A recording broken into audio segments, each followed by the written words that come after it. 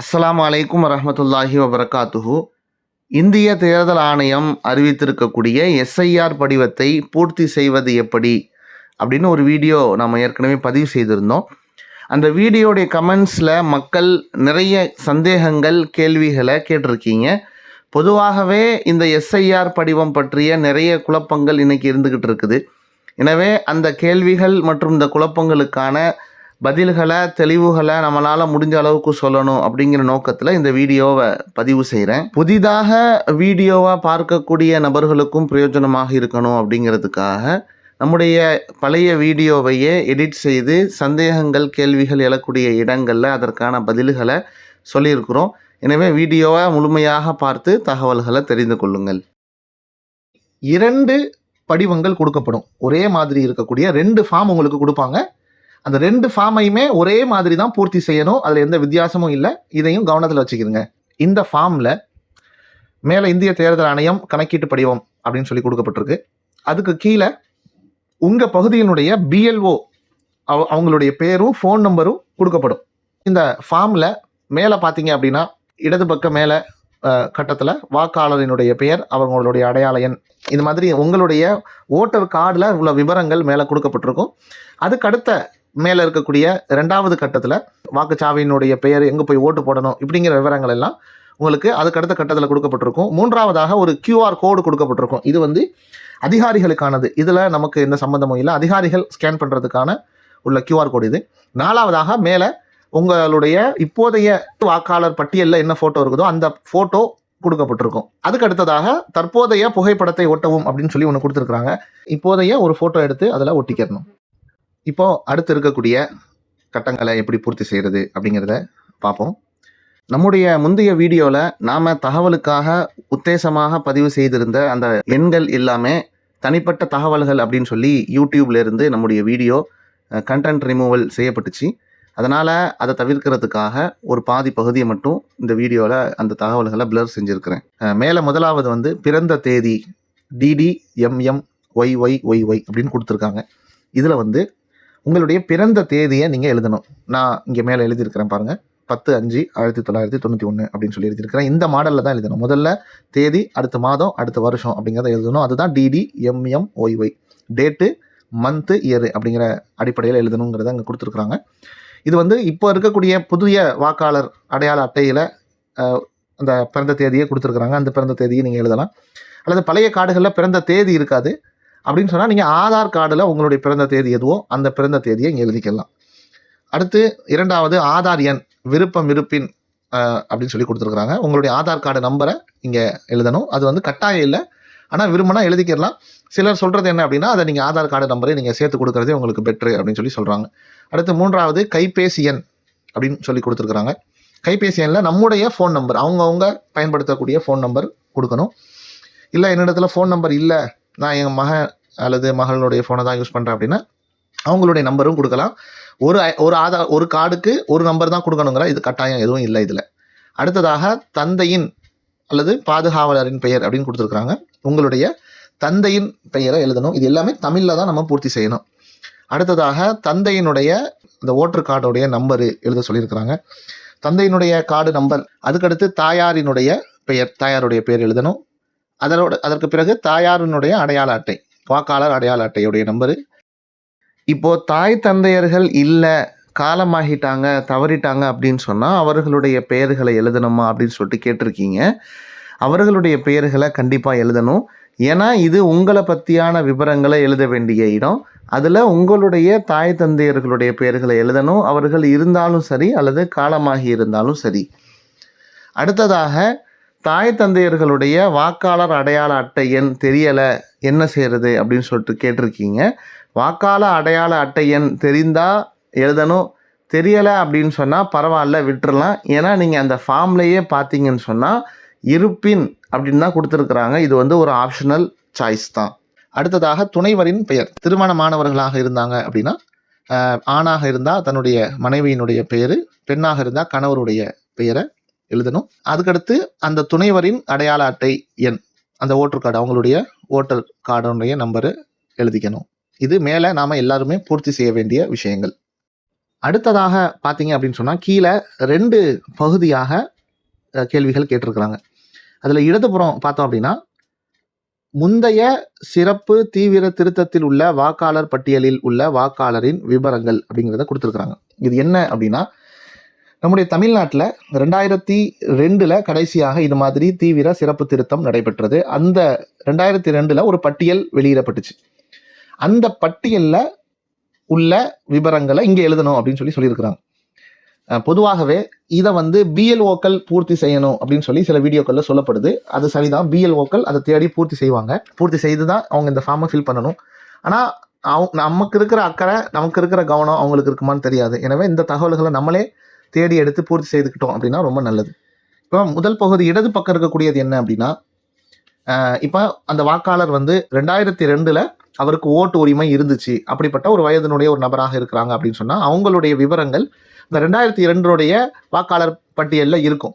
அந்த விவரங்களை தேடி எடுத்து இங்கே எழுதணும். அப்போ வலதுபுறம் உள்ள விஷயங்கள் என்ன அப்படின்னா, அந்த 2002 வாக்காளர் பட்டியலில் ஒரு நபருடைய பெயர் இல்லை அப்படின்னு சொன்னால், அதாவது வயதினுடைய குறைவு காரணமாகவோ அல்லது அந்த பட்டியலில் அவர் இல்லை, அந்த நேரத்தில் அவர் ஓட்டு போடலை, ஓட்டை பதியலை அப்படின்னு காரணமாகவோ அந்த பட்டியலில் அவருடைய பெயர் இல்லை அப்படின்னு சொன்னால், அந்த நபர் தன்னுடைய உறவினர்களில் தாயோ தந்தையோ யாருடைய பெயர் அந்த பட்டியலில் இருக்கோ அந்த தாய் அல்லது தந்தையினுடைய விவரங்களை அந்த பட்டியலிருந்து எடுத்து இங்கே எழுதணும். இப்போ இங்கே இன்னொரு கேள்வியும் வருது. இப்போ அந்த 2002 பட்டியலில் என்னுடைய விவரங்களும் இல்லை, என்னுடைய தாய் தந்தையர்களுடைய விவரங்களும் இல்லை அப்படின்னு சொன்னால் நான் கணவன் அல்லது மனைவியினுடைய விவரங்களை எழுதலாமா, அல்லது என்னுடைய சகோதரர்கள் சகோதரிகளுடைய விவரங்கள் அந்த 2002 பட்டியலில் இருக்குது, நான் அதை எடுத்து எழுதலாமா அப்படின்னு சொல்லிட்டு தாய் தந்தையர்களுடைய விவரங்கள் இருந்தால் தாய் தந்தையர்களுடைய விவரங்களை எடுத்து எழுதணும். தந்தையோ அல்லது தாயோ அவர்களுடைய விவரங்கள் எழுதணும். அவர்களுடைய விவரங்கள் இல்லை அப்படின்னு சொன்னால் சமீபத்தில் இந்திய தேர்தல் ஆணையம் வெளியிட்டிருக்கக்கூடிய குறிப்பில் தாத்தா பாட்டி அவர்களுடைய விவரங்களை எடுத்து எழுதணும் அப்படிங்கிறத தான் சொல்லியிருக்கிறாங்க. இதில் வந்து இது குடியுரிமை சம்பந்தப்பட்ட விஷயமாக இருக்கிறதுனால நீங்கள் அந்த படிவத்தினுடைய பின்பக்கம் திருப்பி பார்த்தீங்க அப்படின்னு சொன்னால் சிட்டிசன்ஷிப் ஆக்ட் சம்மந்தப்பட்ட தேதிகள் தான் அங்கே கொடுத்துருக்குறாங்க. எனவே இது குடியுரிமை சம்பந்தப்பட்ட விஷயமா இருக்கிறதுனால குடியுரிமை அப்படிங்கிறது இந்திய சட்டப்படி அப்பா அம்மாட்ட இருந்து தான் பிள்ளைகளுக்கு வரும். அப்படிங்கிறதுனால தாய் தந்தையர்கள் அல்லது அவர்களுடைய விவரங்கள் இல்லைன்னு சொன்னால் தாத்தா பாட்டி அவர்களுடைய விவரங்களை தான் எழுதணும். இந்த கீழே இருக்கக்கூடிய 2 பகுதிகளையும் எப்படி பூர்த்தி செய்கிறது அப்படிங்கிறதையும் பார்த்துடலாம். இந்த ஃபார்மில் குறிப்பிடப்பட்டிருக்கக்கூடிய நபருடைய பேர் வந்து 2002 பட்டியல்லையும் இருக்குது அப்படின்னு சொன்னால் அவர் முதல்ல அந்த மேலே வாக்காளரின் பெயர் அப்படிங்கிறத எழுதணும். 2002 எப்படி அந்த பேர் இருக்கோ அந்த மாதிரி எழுதணும். அடுத்ததாக வாக்காளர் அடையாள அட்டை எண் அப்படிங்கிறத எழுதணும். அடுத்ததாக அந்த லிஸ்ட்டில் இருக்கிற மாதிரியான உறவினருடைய பெயர், சிலருக்கு வந்து தந்தை பெயர் கொடுக்கப்பட்டிருக்கும், பெண்களாக இருந்தாங்க அப்படின்னு சொன்னால் கணவருடைய பெயர் அதில் இருக்கும், அதை எழுதிடணும். அடுத்ததாக அந்த நபர் நம்ம எழுதின இப்போ தந்தையோ கணவரோ அது உறவு முறை என்ன அப்படிங்கிறத தந்தை அல்லது கணவர் அப்படின்னு சொல்லிட்டு எழுதிடணும். நான் இங்கே தந்தை அப்படின்னு எழுதியிருக்கிறேன். இது வந்து ஒரு மாடலுக்காக. அடுத்து மாவட்டம் நமக்கு வந்து ராமநாதபுரம் எழுதிடணும். அடுத்து வந்து மாநிலம் தமிழ்நாடு அப்படிங்கிறத எழுதிடணும். அடுத்து சட்டமன்ற தொகுதியின் பெயர் அப்படின்னு கொடுத்துருக்குது. சட்டமன்ற தொகுதியின் பெயர் அந்த 2002 பட்டியலில் என்ன சட்டமன்ற தொகுதியினுடைய பெயர் இருந்துச்சோ அந்த பெயர் எழுதணும். இது நம்முடைய பகுதிகளில் திருவாடானை அப்படின்னு சொல்லி எழுதியிருக்குது. அதுக்கு கீழே 3 கட்டம் கொடுத்துருக்குறாங்க. முதல்ல வந்து சட்டமன்ற தொகுதியின் எண் அல்லது பெயர் அப்படின்னு கொடுத்துருக்குறாங்க. அந்த எண் தெரிஞ்சிச்சுன்னா எண் மட்டும் எழுதினா போதும். இப்போ 2002 திருவாடானை சட்டமன்ற தொகுதியினுடைய எண் வந்து 196. அதை நான் இங்கே எழுதியிருக்கிறேன். அந்தந்த தொகுதியினுடைய சட்டமன்ற எண் என்னவோ அது வந்து அந்த 2002 லிஸ்ட்டில் நீங்கள் பார்த்தீங்கன்னா தெரியும், அதை எழுதணும். அதுக்கு பக்கத்தில் பாகம் எண் அப்படின்னு சொல்லி கொடுத்துருக்குது. அந்த லிஸ்ட்டில் ஒவ்வொரு லிஸ்ட்டுக்கும் ஒரு நம்பர் இருக்குது. சில இடத்துல வாக்குச்சாவடி எண் அப்படின்னு சொல்லுவாங்க, சில இதில் பாகம் எண் அப்படின்னு சொல்லுவாங்க. அந்த லிஸ்ட்டில் பாகம் எண் அப்படின்னு கொடுத்துருக்கும், அதை பார்த்து எழுதிடணும். அதுக்கடுத்து வரிசை எண் அப்படின்னு இருக்குது. இந்த பாகம் எண் உள்ள அந்த லிஸ்ட்டில் உங்களுடைய அந்த பெயர் எத்தனாவது இடத்துல இருக்குது அப்படிங்கிறதும் ஒவ்வொரு வரிசையாக எல்லா பெயர்களும் இருக்கும். அதில் ஒரு இடத்துல உங்களுடைய பேர் இருக்கும். அந்த நம்பர் என்ன அப்படிங்கிறதையும் வரிசை எண் பார்த்து எழுதணும். இது இந்த இடது பக்க கேள்விகளை பூர்த்தி செய்கிறதுக்கான முறைகள்.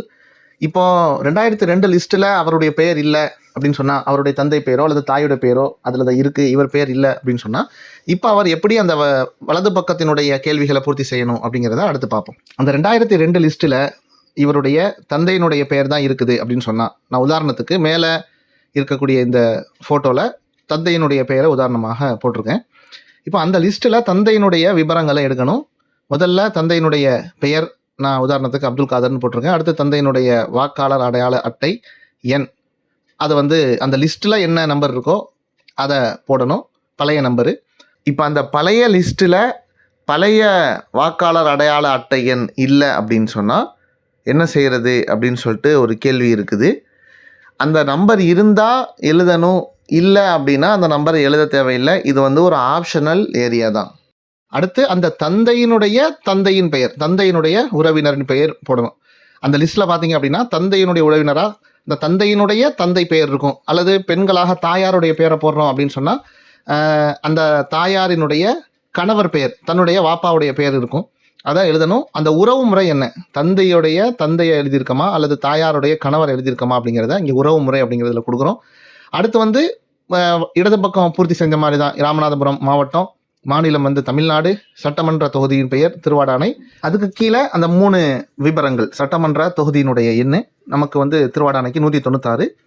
அடுத்ததாக பாகம் எண்ணு, உங்கள் ஊர்களில் இருக்கக்கூடிய வாக்குச்சாவடிகளில் எந்த லிஸ்ட்டில் உங்கள் பேர் இருக்குங்கிறத பார்த்து அந்த எண் போட்டுக்கணும். நான் தொண்டியோடைய எண் 176 வார்டனுடைய எண் போட்டிருக்கேன். அதுக்கடுத்து வரிசை எண்ணில் இந்த தந்தையினுடைய பெயர் எத்தனாவது எண்ணில் இருக்குது அப்படிங்கிறத அடுத்ததாக நம்ம எழுதணும். இப்போ இறுதியாக நம்முடைய கையெழுத்தை போட்டு 2 படிவத்திலையும் இதே மாதிரி ஃபில் பண்ணி நம்முடைய கையெழுத்தை போட்டு அந்த வாக்குச்சாவடி நிலைய அலுவலர்கள் வரும்போது அவர்களிடத்தில் கொடுக்கணும். அடுத்து ஒரு முக்கியமான கேள்வி நிறைய பேர் கேட்குறாங்க. இப்போ இந்த கீழ்ப்பகுதியில் எழுதுறதுக்கான வாய்ப்பே இல்லை, அதாவது 2002 லிஸ்ட்டில் என்னுடைய பெயரும் இல்லை, என்னுடைய தாய் தந்தையர்களுடைய பெயரும் இல்லை, என்னுடைய தாத்தா பாட்டியினுடைய பெயரும் இல்லை அப்படின்னா நான் இந்த கீழ்ப்பகுதியில் வலது பக்கமோ அல்லது இடது பக்கமோ எதுவும் எழுத முடியாது. இந்த சூழலில் நான் என்ன செய்கிறது அப்படிங்கிறது கேள்வி. இதனுடைய பதிலை நம்முடைய படிவங்களினுடைய பின்பக்கத்திலேயே தெளிவாக கொடுத்துருக்குறாங்க. நம்முடைய தகவல்களை மட்டும் மேலே எழுதி நாம் அந்த படிவத்தை BLOட்ட சமர்ப்பிச்சிருவோம். டிசம்பர் 4ஆம் தேதிக்கு பிறகு ERO அப்படின்னு சொல்லப்படக்கூடிய வாக்காளர் பதிவு அலுவலர், எலக்டோரல் ரெஜிஸ்ட்ரேஷன் ஆஃபீஸர், நமக்காக ஒரு நோட்டீஸ் கொடுப்பாங்க. அந்த நோட்டீஸில் உங்களுடைய ஆதாரங்களை சமர்ப்பிக்க சொல்லி நமக்கு வரும். அதாவது அந்த படிவத்தில் கொடுக்கப்பட்டிருக்கக்கூடிய 12 டாக்குமெண்ட்டில் ஏதாவது ஒன்று அல்லது அவர்கள் கேட்கக்கூடிய அமைப்பில் கொடுத்து நம்முடைய பெயர்களை நாம் வாக்காளர் பட்டியலில் சேர்த்து கொள்ளலாம். இந்த BLO வாக்குச்சாவடி நிலைய அலுவலர்கள் நம்ம ஃபோட்டோ ஒட்டியிருக்கக்கூடிய ஃபார்மை அவங்க வச்சுக்கிடுவாங்க. இன்னொரு ஃபார்மில் கீழே அவங்க கையெழுத்து போட்டு நம்மள்கிட்ட கொடுப்பாங்க. அந்த கையெழுத்து போடப்பட்ட ஃபார்மை நாம் பத்திரமா வச்சுக்கணும். ஒருவேளை டிசம்பர் 4ஆம் தேதிக்கு பிறகு வரைவு வாக்காளர் பட்டியலில் நம்முடைய பேர் வரலை அப்படின்னு சொன்னால் நாம் அப்பீல் பண்ணுறதுக்கு இந்த ஃபார்மு ரொம்ப அவசியம். அதனால் அதை வந்து பத்திரமா பாதுகாப்பாக நம்ம வைத்துக்கொள்ளணும். 2002 லிஸ்டோடைய விபரங்கள் எனக்கு ஆன்லைனில் கிடைக்கவே இல்லை அப்படின்னு சொல்லி நிறைய சொல்லியிருக்கீங்க.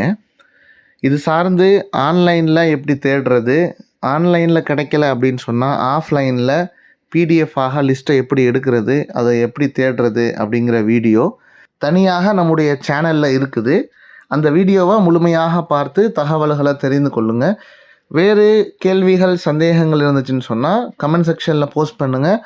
அவைகளுக்கு பதில் சொல்கிற முயற்சி செய்கிறேன்.